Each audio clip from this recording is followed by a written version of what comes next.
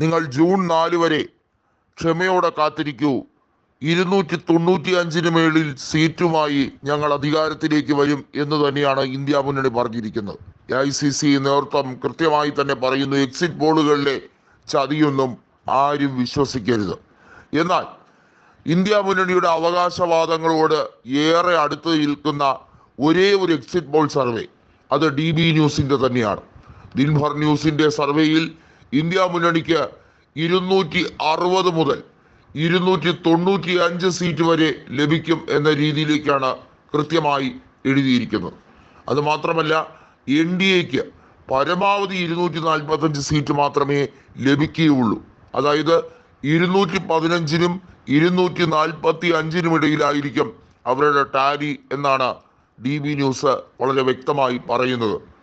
അതുമാത്രമല്ല, മറ്റുള്ളവർക്ക് 28 മുതൽ 48 വരെ എന്ന രീതിയിലേക്ക് വന്നിരിക്കുന്നു.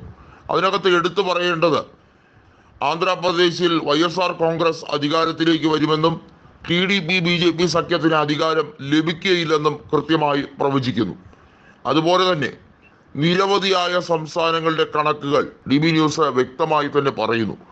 അവർ ഒരു രീതിയിലും മറ്റ് എക്സിറ്റ് പോളുമായി ഒരു രീതിയിലുള്ള ബന്ധവും വ്യക്തമാക്കുന്നില്ല. അതിൽ നിന്നും ഒരു വ്യത്യസ്തതയാർന്ന എക്സിറ്റ് പോൾ ഫലം പറയുന്നത് കൊണ്ട് തന്നെ രാജ്യം മുഴുവൻ DB ന്യൂസിന്റെ ഈ എക്സിറ്റ് പോൾ സർവേയെ ശ്രവിക്കുകയാണ്. ഇന്ത്യ മുന്നണിക്ക് ഇത്രയേറെ സീറ്റ് ലഭിക്കുമോ?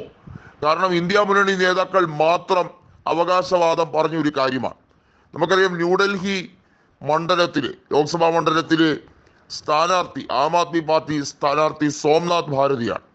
അദ്ദേഹം എക്സിൽ കുറിച്ചിരിക്കുന്നത്, നരേന്ദ്രമോദി മൂന്നാമതും അധികാരത്തിൽ എത്തിയാൽ എൻ്റെ വാക്ക് നിങ്ങൾ കൃത്യമായി കുറിച്ചു വെച്ചോളൂ, ഞാൻ എൻ്റെ തലമുണ്ടലം ചെയ്യും എന്നുള്ള കാര്യമാണ്. അത്തരത്തിൽ സോംനാഥ് ഭാരതി വളരെ ആത്മവിശ്വാസത്തോടു കൂടി കാര്യം പറയുന്നു. അതായത് മൂന്നാം തവണയും നരേന്ദ്രമോദി അധികാരത്തിലേക്ക് എത്തില്ല എന്നാണ് സോംനാഥ് ഭാരതി പറഞ്ഞു വെച്ചിരിക്കുന്നത്. അതുമാത്രമല്ല, നിരവധിയായ ഇന്ത്യ സഖ്യത്തിൻ്റെ നേതാക്കൾ വളരെ അസന്നിഗ്ധമായി തന്നെ പറയുന്നു, ഇന്ത്യ മുന്നണിക്ക് വിജയം ഉറപ്പാണ്. അതുമായി ബന്ധപ്പെട്ട കാര്യങ്ങളിൽ ഞങ്ങൾ ഇപ്പോൾ പ്രതികരിക്കാത്തതിൻ്റെ കാരണം ഈ എക്സിറ്റ് പോളുമായി ബന്ധപ്പെട്ട വാർത്തകൾ NDAക്ക് അഥവാ BJPക്ക് അനുകൂലമാകുന്ന തരത്തിലേക്ക് കൊണ്ടുപോകും എന്ന് ഞങ്ങൾക്ക് അറിയാവുന്നത് കൊണ്ടാണ്. എന്നാൽ ജൂൺ 4-ന് തിരഞ്ഞെടുപ്പ് ഫലം വരുമ്പോൾ നിങ്ങൾക്ക് അനുകൂലമാകുന്നത് ആർക്കായിരിക്കും എന്ന് വളരെ വ്യക്തമായി തന്നെ പറയാം.